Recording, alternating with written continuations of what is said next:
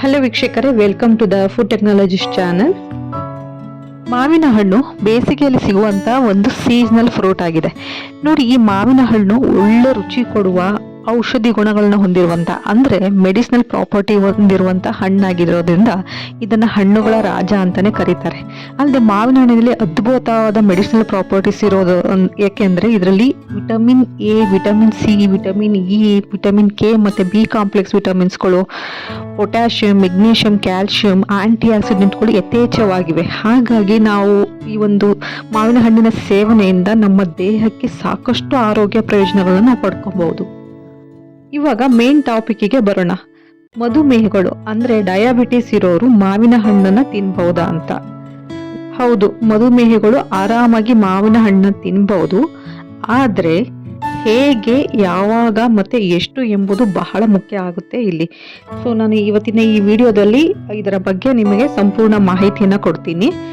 ನೋಡಿ, ಈಗ ನಾನು ತಿಳಿಸ್ಕೊಡುವ ರೀತಿ ಸೇವನೆ ಮಾಡೋದ್ರಿಂದ ಡಯಾಬಿಟಿಸ್ ಇರೋರು ಮಾವಿನ ಹಣ್ಣಿನ ತಿನ್ನುವುದರ ಜೊತೆಗೆ ಅವರ ಶುಗರ್ ಮಟ್ಟವನ್ನು, ಅಂದರೆ ಸಕ್ಕರೆ ಮಟ್ಟವನ್ನು ಕೂಡ ಅವರು ನಿಯಂತ್ರಣದಲ್ಲಿ ಇಟ್ಕೊಬಹುದು. ಹಾಗಿದ್ರೆ ಹೇಗೆ ಅಂತ ನೋಡೋಣ ಬನ್ನಿ. ಮೊದಲನೇದಾಗಿ ನೋಡಿ, ಮೀಡಿಯಂ ಸೈಜ್ ಮಾವಿನ ಹಣ್ಣಿನಲ್ಲಿ, ಅಂದರೆ ಒಂದು 150 ಗ್ರಾಮ್ ಇರುವಂತಹ ಒಂದು ಮಾವಿನ ಹಣ್ಣಿನಲ್ಲಿ ನಮಗೆ 22ರಿಂದ 25 ಗ್ರಾಮ್ನಷ್ಟು ನ್ಯಾಚುರಲ್ ಶುಗರ್, ಅಂದರೆ ಮಾವಿನ ಹಣ್ಣಿನಲ್ಲೇ ಇರುವಂತಹ ಸಕ್ಕರೆ ಅಂಶ, ಮತ್ತು 2ರಿಂದ 3 ಗ್ರಾಮ್ನಷ್ಟು ಫೈಬರ್ ಸಿಗುತ್ತೆ. ಸೊ ಈ ಅಧಿಕ ಫೈಬರ್ ಅಂಶ ಇರುವುದರಿಂದ ಇದು ರಕ್ತದಲ್ಲಿ ಸಕ್ಕರೆ ಹೀರಿಕೊಳ್ಳುವಿಕೆಯನ್ನು ನಿಧಾನಗೊಳಿಸುತ್ತದೆ, ಅಂದರೆ ರಕ್ತದಲ್ಲಿನ ಸಕ್ಕರೆ ಏರಿಕೆಯನ್ನು ಕಡಿಮೆ ಮಾಡುತ್ತದೆ. ಅಲ್ಲದೆ ಇದರಲ್ಲಿ ಗ್ಲೈಸೆಮಿಕ್ ಇಂಡೆಕ್ಸ್ ಕೂಡ ಮೀಡಿಯಂ ಲೆವೆಲ್ ಇರುತ್ತೆ. ಹಾಗಂತ ಕಡಿಮೆ ಇದೆ ಅಂತ ಹೇಳ್ತಿಲ್ಲ. ಸೊ ಹಾಗಾಗಿ 1 ಅಥವಾ 2 ಹೋಳು, ಅಂದ್ರೆ ಒಂದು ಮೀಡಿಯಂ ಸೈಜ್ ಮಾವಿನ ಹಣ್ಣಿನ 1/3 ಭಾಗದಷ್ಟು ಸೇವಿಸೋದ್ರಿಂದ ಮಧುಮೇಹಿಗಳಿಗೆ ಇದು ಸುರಕ್ಷಿತವೆಂದು ಪರಿಗಣಿಸಲಾಗುತ್ತೆ.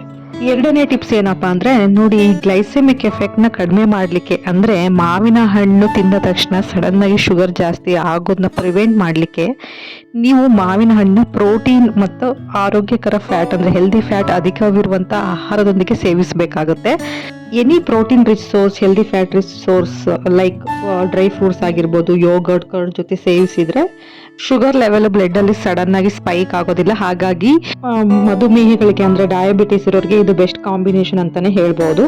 ಥರ್ಡ್ ಟಿಪ್ಸ್ ಏನಪ್ಪಾ ಅಂತ ಅಂದ್ರೆ, ಜ್ಯೂಸ್ ಮತ್ತೆ ಸ್ಮೂದಿಯನ್ನ ಮಾಡಿ ಕುಡಿಯೋದನ್ನ ಅವಾಯ್ಡ್ ಮಾಡಿ. ನೋಡಿ, ಸಂಪೂರ್ಣ ಹಣ್ಣಿನಲ್ಲಿ ಫೈಬರ್ ಇರುತ್ತೆ.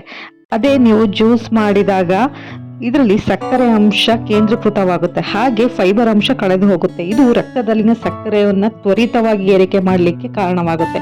ಅಲ್ಲದೆ ಮಾವಿನ ಹಣ್ಣಿಂದ ಮಾಡಿದಂತ ಸಿಹಿ ತಿಂಡಿಗಳಾಗಿರ್ಬೋದು, ಲೈಕ್ ಮಾವಿನ ಹಣ್ಣಿಂದ ಮಾಡಿದಂತ ಐಸ್ ಕ್ರೀಮ್ಸ್ ಆಗಿರ್ಬೋದು, ಚೀಸ್ ಕೇಕ್ ಆಗಿರ್ಬೋದು, ಐಸ್ ಕ್ಯಾಂಡೀಸ್ ಆಗಿರ್ಬಹುದು, ಇವುಗಳನ್ನ ಸೇವನೆ ಮಾಡೋದನ್ನ ಅವಾಯ್ಡ್ ಮಾಡಲೇಬೇಕಾಗುತ್ತೆ. ಬಿಕಾಸ್ ಆಲ್ರೆಡಿ ಮಾವು ಸಿಹಿ ಆಗಿರುತ್ತೆ. ಅಲ್ಲದೆ ಇದಕ್ಕೆ ಆಡೆಡ್ ಶುಗರ್ನ ಆಡ್ ಮಾಡೋದ್ರಿಂದ ಇದು ಸಕ್ಕರೆ ಪ್ರಮಾಣ ಇದರಲ್ಲಿ ಜಾಸ್ತಿನೇ ಇರುತ್ತೆ. ಹಾಗಾಗಿ ಮಧುಮೇಹಗಳು, ಅಂದ್ರೆ ಡಯಾಬಿಟಿಸ್ ಇರೋರು ಇದನ್ನ ಅವಾಯ್ಡ್ ಮಾಡಲೇಬೇಕು. ಫೋರ್ತ್ ಟಿಪ್ ಏನಪ್ಪಾ ಅಂದ್ರೆ, ಈ ಆಂಬ್ರಾಸ್ ಮತ್ತೆ ಅಲ್ಫನ್ಸೋ ತಳಿಯ ಮಾವಿನ ಹಣ್ಣನ್ನ ತಿನ್ನೋದನ್ನ ಅವಾಯ್ಡ್ ಮಾಡಬೇಕಾಗುತ್ತೆ. ಬಿಕಾಸ್ ಈ ಹಣ್ಣಿನಲ್ಲಿ ಅತಿ ಹೆಚ್ಚು ಸಕ್ಕರೆ ಅಂಶ ಇರುತ್ತೆ. ಹಾಗಾಗಿ ಮಧುಮೇಹಗಳಿಗೆ, ಅಂದ್ರೆ ಡಯಾಬಿಟಿಸ್ ಇರೋರಿಗೆ ಈ ಹಣ್ಣುಗಳು ಸೂಕ್ತವಲ್ಲ. ಫೈನಲ್ ಟಿಪ್ಸ್ ಏನಪ್ಪಾ ಅಂದ್ರೆ, ಮಧುಮೇಹಗಳು ಮಾವಿನ ಹಣ್ಣು ತಿನ್ನಬೇಕಾದಂತ ಸರಿಯಾದ ಸಮಯದ ಬಗ್ಗೆ ಗೊತ್ತಿರಬೇಕು. ನೋಡಿ, ಮಾವಿನ ಹಣ್ಣನ್ನ ಯಾವುದೇ ಕಾರಣಕ್ಕೂ ಖಾಲಿ ಹೊಟ್ಟೆಯಲ್ಲಿ ತಿನ್ನಬಾರ್ದು. ಹಾಗೆ ಮಾಡೋದ್ರಿಂದ ರಕ್ತದಲ್ಲಿನ ಸಕ್ಕರೆ ಮಟ್ಟ ದಿಢೀರನೆ ಹೆಚ್ಚಾಗುತ್ತೆ. ಹಾಗಾಗಿ ತಿಂಡಿ ಅಥವಾ ಮಧ್ಯಾಹ್ನ ಊಟದ ನಂತರ ಸೇವಿಸಿದರೆ ತುಂಬಾನೇ ಒಂದು ಒಳ್ಳೆಯ ಸಮಯ. ಹಾಗೇನೆ ತಡರಾತ್ರಿ ಅಥವಾ ರಾತ್ರಿ ಊಟದ ನಂತರ ಕೂಡ ಮಾವಿನ ಹಣ್ಣು ತಿನ್ನುವುದನ್ನ ಅವಾಯ್ಡ್ ಮಾಡಬೇಕಾಗುತ್ತೆ. ಸೊ ಈ ಎಲ್ಲ ಟಿಪ್ಸನ್ನು ಡಯಾಬಿಟಿಸ್ ಇರೋರು ಫಾಲೋ ಮಾಡಿದರೆ ಮಾವಿನ ಹಣ್ಣು ತಿನ್ನುವುದರ ಜೊತೆಗೆ ಅವರ ಒಂದು ಸಕ್ಕರೆ ಮಟ್ಟ, ಅಂದರೆ ಅವರ ಶುಗರ್ ಲೆವೆಲ್ನು ಕೂಡ ಅವರು ನಿಯಂತ್ರಣದಲ್ಲಿ ಇಟ್ಕೊಬೋದು ಅಂತ ಹೇಳ್ತಾ ಈ ವಿಡಿಯೋನ ಇಲ್ಲಿಗೆ ಎಂಡ್ ಮಾಡ್ತಾ ಇದ್ದೀನಿ. ನೀವೇನಾದರೂ ನನ್ನ ವಿಡಿಯೋನ ಫಸ್ಟ್ ಟೈಮ್ ನೋಡ್ತಾ ಇದ್ರೆ ನನ್ನ ಚಾನಲ್ನ ಸಬ್ಸ್ಕ್ರೈಬ್ ಮಾಡಿ. ಹಾಗೆ ಈ ವಿಡಿಯೋ ಇನ್ಫಾರ್ಮೇಷನ್ ಇಷ್ಟ ಆದರೆ ನಿಮ್ಮ ಫ್ಯಾಮಿಲಿ ಫ್ರೆಂಡ್ಸ್ ಜೊತೆ ಶೇರ್ ಮಾಡಿ. Thank you.